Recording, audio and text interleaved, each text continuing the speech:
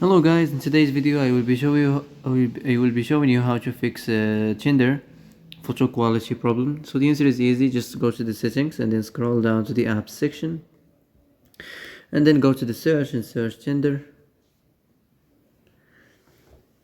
and next go to the storage, and here you will find this clear cache option. Click on it.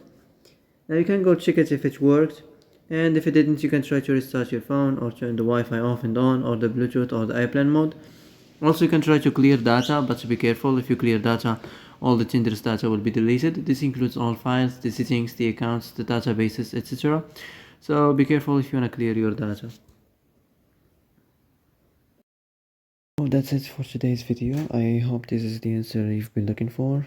If you like this video, don't forget to like and subscribe. And that's it. See you in the next video.